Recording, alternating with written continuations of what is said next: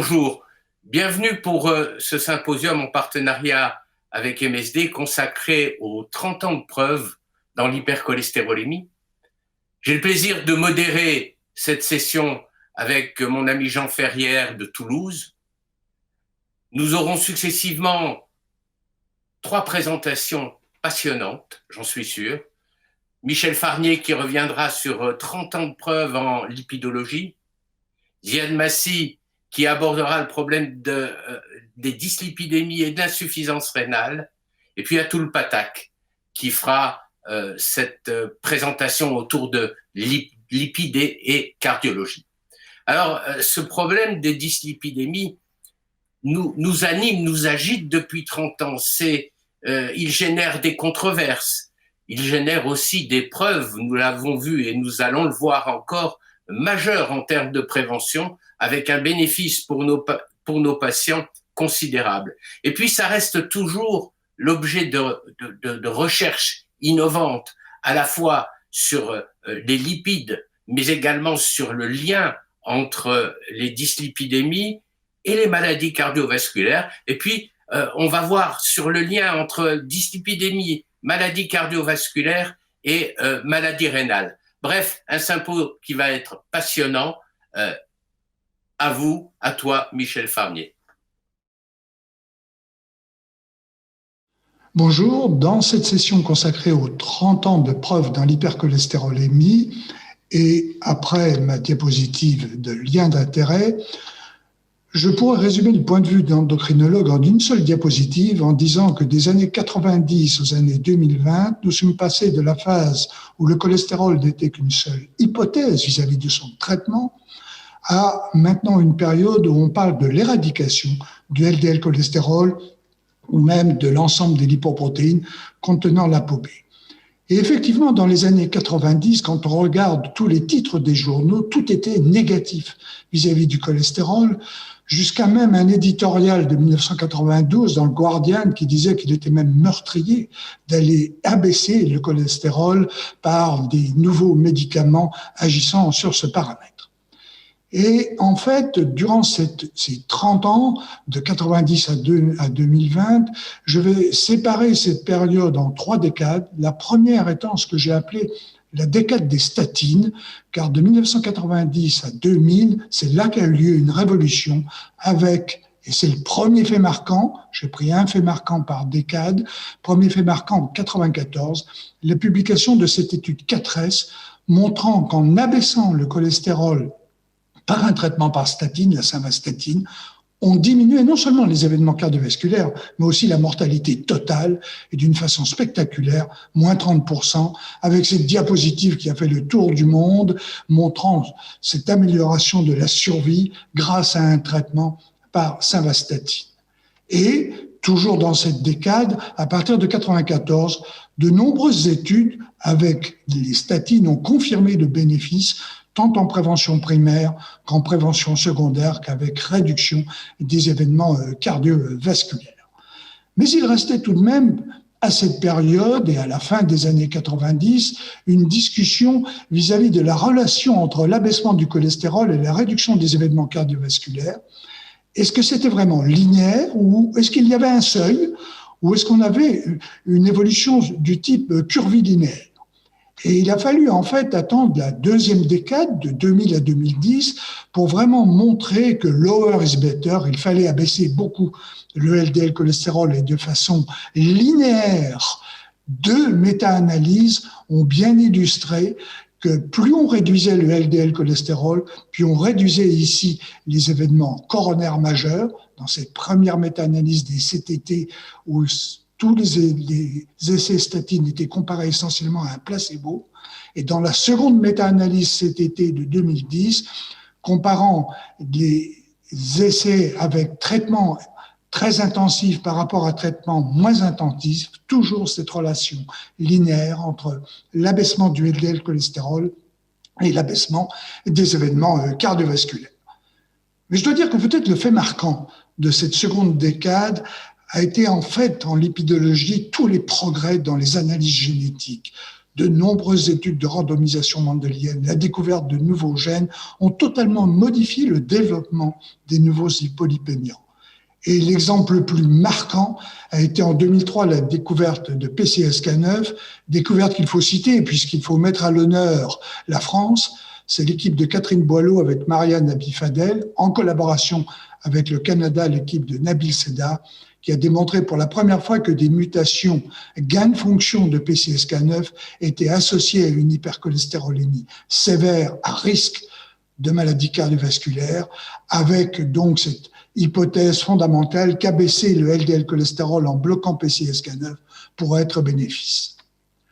La troisième décade, je l'ai intitulée la décade d'abaissement du LDL, car on est passé effectivement, à partir de toutes ces données génétiques, à un nouveau concept. Ce n'est pas tellement le traitement par statine en tant que tel, mais tous les moyens d'abaissement du LDL cholestérol par une réduction par une meilleure captation des particules LDL qui doit être bénéfique. Et le premier fait marquant, a été en 2015 l'étude IMPROVIT, car c'est la première étude qui a démontré qu'on pouvait avoir un bénéfice cardiovasculaire par un traitement non statine abaissant le LDL cholestérol ou les molécules contenant l'ApoB. Et dans la suite, les 2 essais actuellement publiés avec les inhibiteurs de PCSK9 confirment que c'est une relation linéaire et non pas une courbe en J. Plus on abaisse le LDL cholestérol, mieux c'est.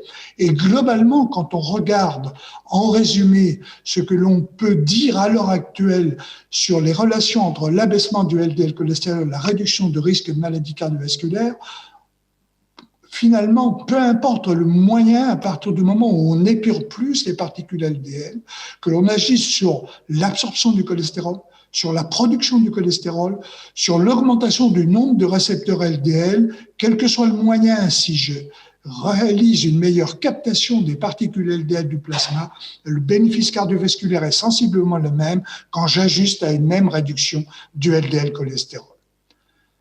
Un fait marquant, en dehors de ces 3 décades, est le fait que les HDL, on avait beaucoup cru travailler sur les HDL et augmenter le taux d'HDL, les HDL, le HDL cholestérol a été rabaissé au niveau d'un simple marqueur de risque avec des échecs dans toutes les stratégies à l'heure actuelle qui ont agi sur les particules HDL.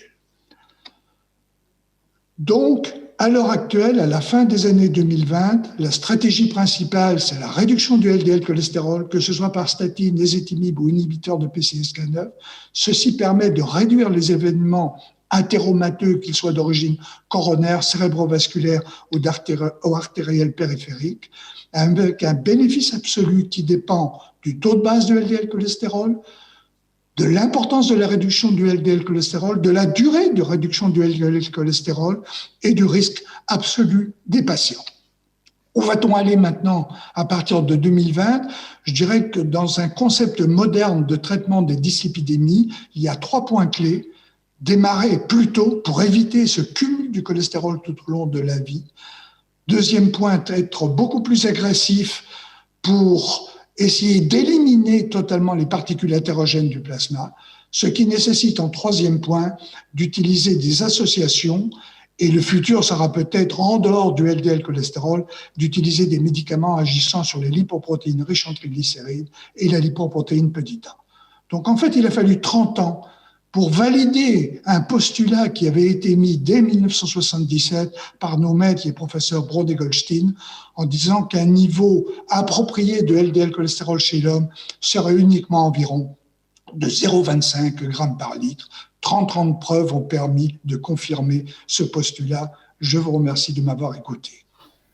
Merci beaucoup, Michel Farnier. Donc, c'était vraiment très exhaustif, très complet. Et si je pouvais réinsister sur les marqueurs, j'aimerais vous demander la place des nouveaux marqueurs, en particulier des apolipoprotéines et de la lipoprotéine petit a en cardiologie aujourd'hui. Alors effectivement, je pense que vous avez bien vu que l'objectif, c'est d'éviter l'entrée du cholestérol dans l'intima artériel. Et donc, toutes les lipoprotéines contenant l'ApoB peuvent finalement rentrer. Alors, nous avons énormément de preuves, nous l'avons vu vis-à-vis des LDL. c'est la lipoprotéine majoritaire et qui restera majoritaire en termes de quantité de cholestérol. Mais il y a d'autres possibilités. Et l'une des possibilités, c'est effectivement d'avoir une entrée de cholestérol par la lipoprotéine petit a. Et pour le moment, nous n'avons pas de moyen d'action spécifique pour abaisser le taux de lipoprotéine petit a, en dehors des inhibiteurs de PCSK9 qui ont un effet modéré sur les lipoprotéines petit a. Ce qu'il faut simplement avoir à l'esprit, c'est que la lipoprotéine petit a contient environ 30% de cholestérol.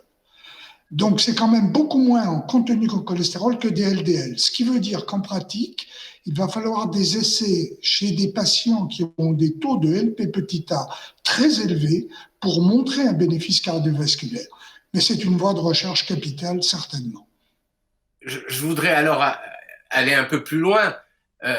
On l'a vu avec les différentes décades de la présentation. La prochaine décade, ça va être quoi? Ces nouveaux marqueurs, de nouveaux traitements, le renforcement de la place de nouvelles classes thérapeutiques comme les inhibiteurs de PCSK9?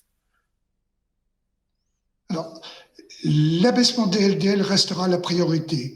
Mais la nouvelle décade, ça va être à la fois avoir un moyen pour agir sur la lipoprotéine petit a, on vient d'en parler, et puis aussi tout le risque résiduel lié au problème des triglycérides et plutôt au cholestérol contenu dans les résidus des lipoprotéines riches en triglycérides. Et là aussi, il va y avoir un travail important, avec déjà des éléments de preuve, mais deux molécules en développement pour agir sur cette autre composante d'athérosclérose. Allez, on peut conclure en disant « Welcome back les triglycérides » alors. Merci Michel.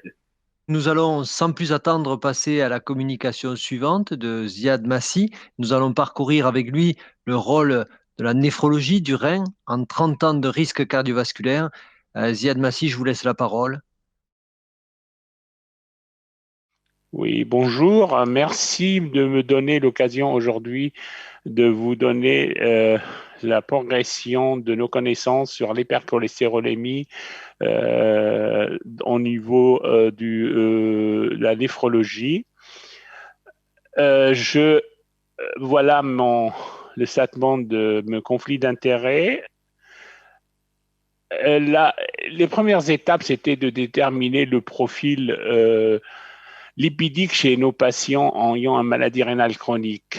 Ce profil a été bien étudié et on voit bien dans la maladie rénale chronique, on a un profil d'une augmentation de triglycérides et une diminution d'HDL cholestérol, exactement comme on observe chez les diabétiques de type 2. Le LDL cholestérol, en principe, n'est pas élevé, mais plutôt quelquefois abaissé. Mais cette normalité cache la réalité avec la présence des molécules intermédiaires comme l'IDL ou les LDL modifiés ou une densité à minima. Et on a une augmentation de la LP-petit-a. Ce profil a été identifié il y a à peu près 30 ans. L'étape suivante, c'était de déterminer pourquoi on a ce profil dans la maladie rénale chronique. Et pour schématiser, il y a deux raisons spécifiques. C'est la présence d'insulinorésistance, la maladie rénale chronique, une maladie d'insulinorésistance, qui mène, comme dans le diabète de type 2, à la diminution de synthèse de la lipoprotéine lipase et une diminution de la clairance de lipoparticules riches en triglycérides. L'inflammation, qui est un état micro-inflammatoire, présente aussi dans la maladie rénale chronique, qui participe à cette insulinorésistance, mais a un rôle aussi direct sur l'abaissement de LDL cholestérol, l'abaissement d'HDL cholestérol et l'augmentation de la LP-petit-a. Donc, nous avons le profil, nous avons les mécanismes, et la question de savoir, avec les associations que je ne peux pas vous montrer aujourd'hui parce qu'on n'a pas assez de temps, il y a une association entre les anomalies lipidiques et la mortalité globale et cardiovasculaire et plus ou moins aussi la progression de la maladie rénale chronique, sans être exhaustif, mais il y avait une certaine contradiction, certaines données épidémiologiques. Néanmoins, les données interventionnelle après 2 études Aurora et 4D qui ont montré l'absence d'effet de traitement hypolipémiant chez les malades dialysés. L'étude Sharp, qui était un peu plus large, qui a inclus des malades avec une maladie rénale chronique précoce, a montré clairement que les malades traités par simvastatin et ezetimibe bénéficient de baisse de 17% de risque d'événements athérosclérotiques majeurs, avec une façon très significative. Donc, le problème de la prise en charge de ces lipides a été réglé actuellement, ce qui a conduit la Société européenne de cardiologie et athérosclérose à classer nos malades en catégorie de risque élevé ou risque très élevé et leur donner risque élevé quand ils sont en stade 3 et risque très élevé quand ils sont en stade 4. Et globalement, avec des seuils 0,7 pour les risques très élevés et 1 gramme par litre de LDL cholestérol pour le risque élevé.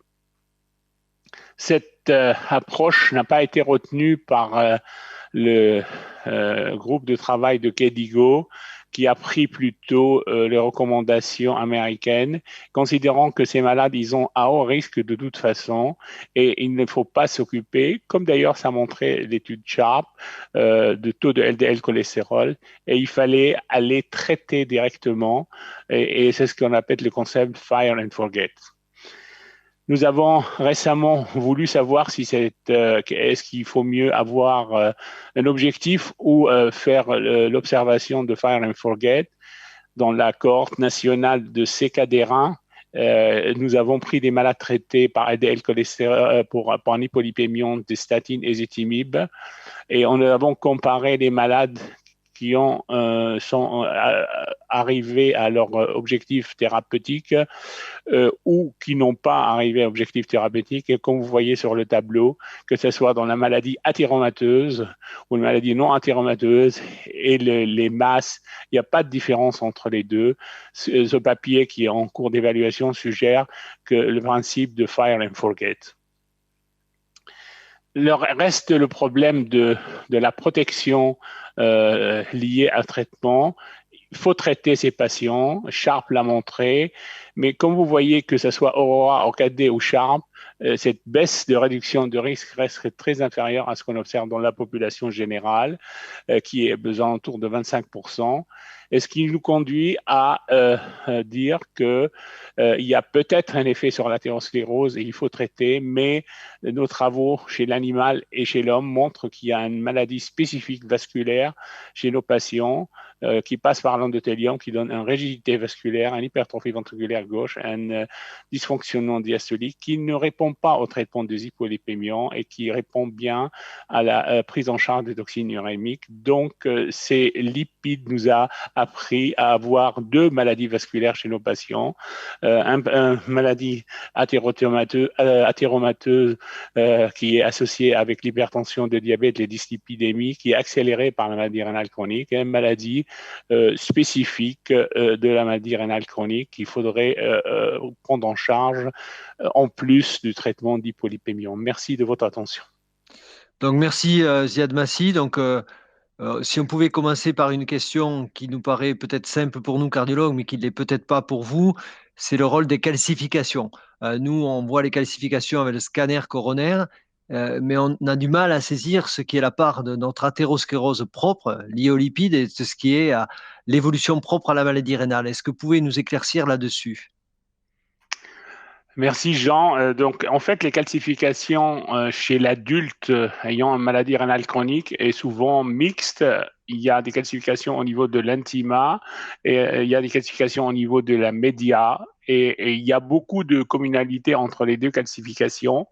Ce qui est intéressant, c'est que la maladie rénale chronique, il induit plutôt la calcification au niveau de média. Il accélère les calcifications au niveau de l'intima quand il y a de l'athérosclérose.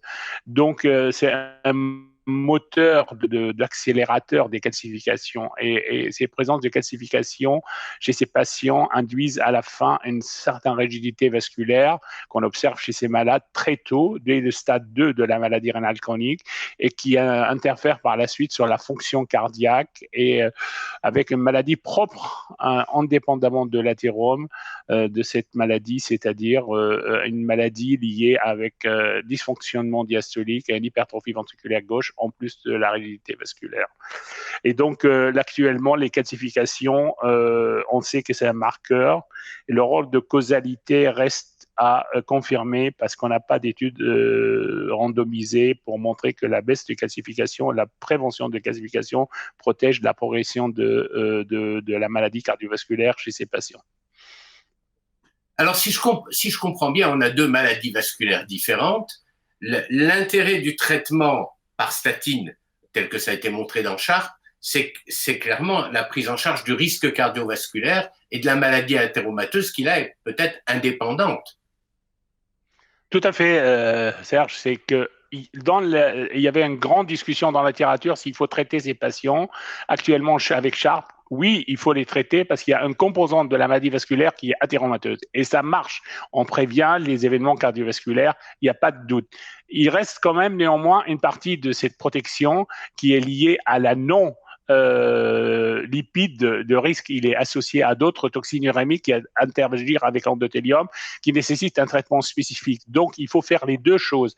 Traiter l'hyperlipidémie pour la composante athéromateuse et traiter les composantes de l'acide, les toxines urémiques pour les autres parties spécifiques à la maladie rénale chronique. Et là, c'est particulièrement intéressant. Merci. Merci. On va finir ce symposium passionnant en accueillant Atul Pathak de Monaco, qui, lui, va nous donner le point de vue maintenant du cardiologue.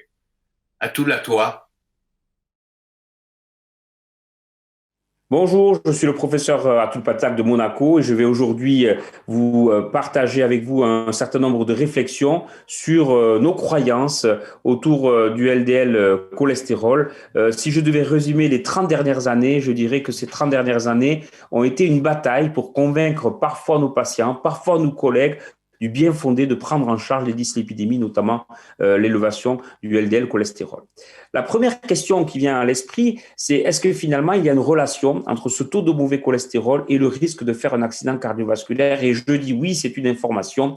Dans ce travail du Lancet de l'an dernier, on voit que chez les hommes et chez les femmes, il y a une relation quasi linéaire entre le taux de LDL, de cholestérol non HDL et le risque d'événement, que c'est vrai, quel que soit le niveau de départ, et c'est d'autant plus vrai que le niveau de LDL cholestérol ou de cholestérol non HDL est élevé. Et puis, cette roue nous montre qu'il y a un impact non seulement de ce mauvais cholestérol, mais aussi des autres facteurs de risque, et que c'est représenté ici par les cases rouges et vertes, la baisse de ce mauvais cholestérol entraîne une réduction significative des événements.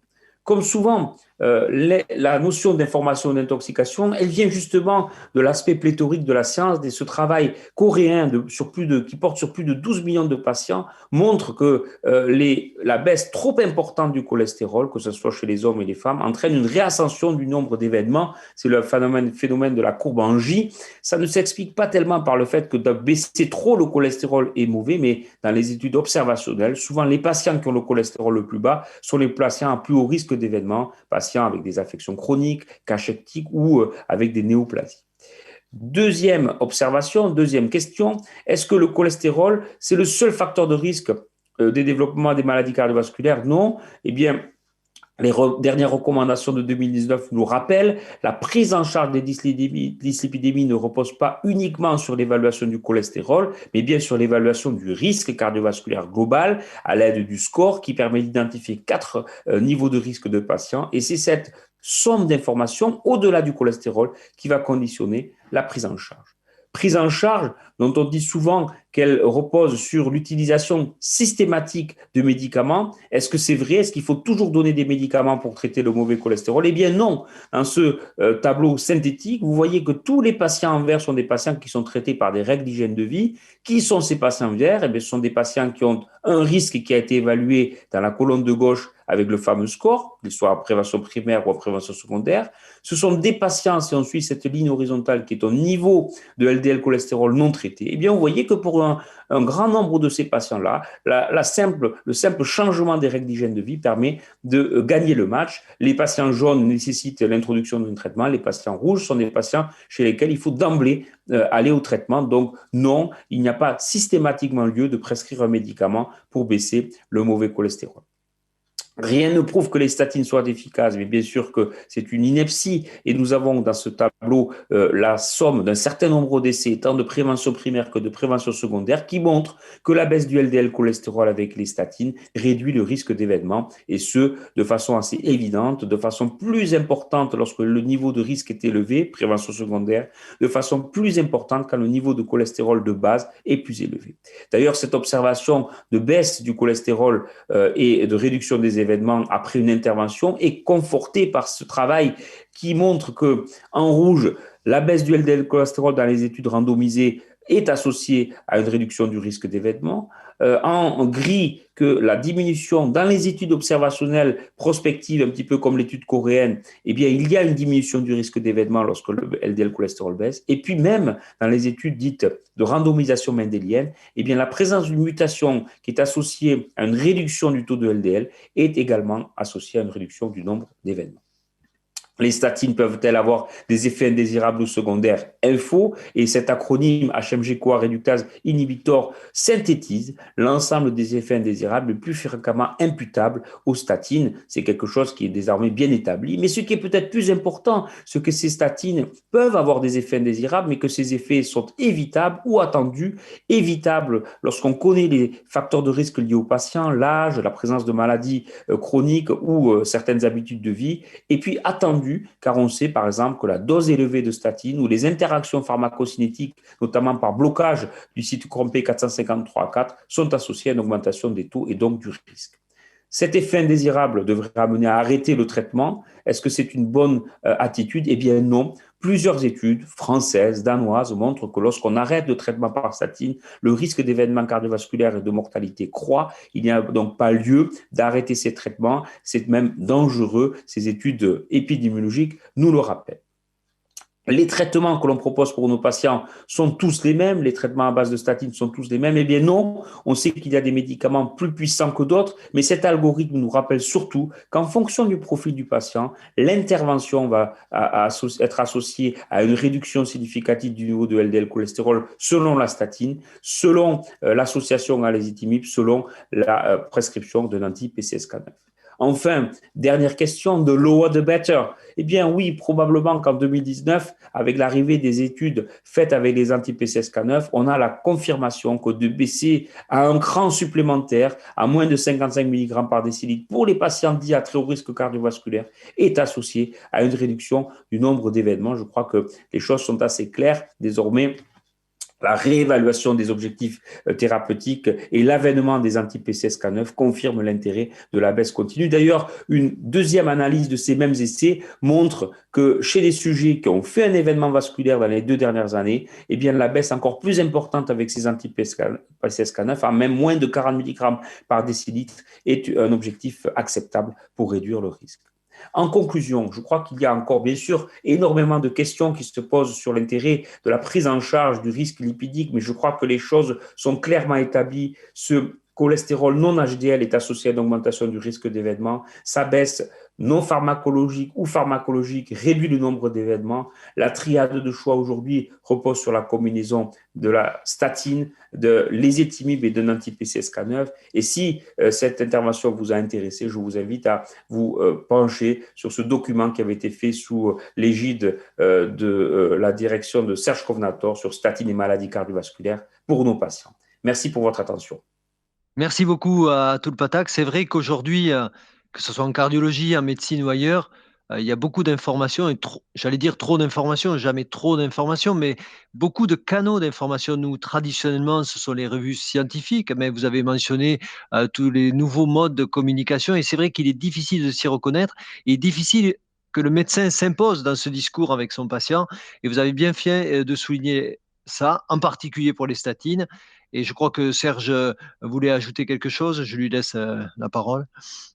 Oui, je crois que cette présentation permet encore une fois de bien comprendre qu'il y a beaucoup d'intoxication dans les messages qui sont passés, que cette intoxication, elle touche, c'est le propre des complotismes, hein, elle touche à la fois les patients, mais elle touche aussi les médecins, que si l'on s'en tient aux données de la science, eh bien, on peut de manière indéniable, on ne peut pas nier que les statines apportent un bénéfice, que baisser le LDL cholestérol et le baisser très bas, eh bien, ça continue à apporter un bénéfice. Les preuves de la génétique que nous a montré Michel Farnier sont également des éléments fondamentaux. Je crois donc qu'il faut vraiment continuer et insister auprès de nos correspondants et de nos patients pour obtenir cette baisse de LDL cholestérol et valoriser la prévention cardiovasculaire par ce biais à son juste niveau. Merci à tous les trois orateurs. Serge Kovnator et moi-même sommes très fiers d'avoir animé cette session qui représente 30 ans de cardiologie moderne, 30 ans de soutien également des laboratoires MSD qu'il faut signaler aujourd'hui. Et nous aurons beaucoup de plaisir à vous retrouver durant tout ce congrès pour parler d'autres sujets, Serge Kovnator et moi-même, ainsi que tous les orateurs. Je vous remercie pour votre attention.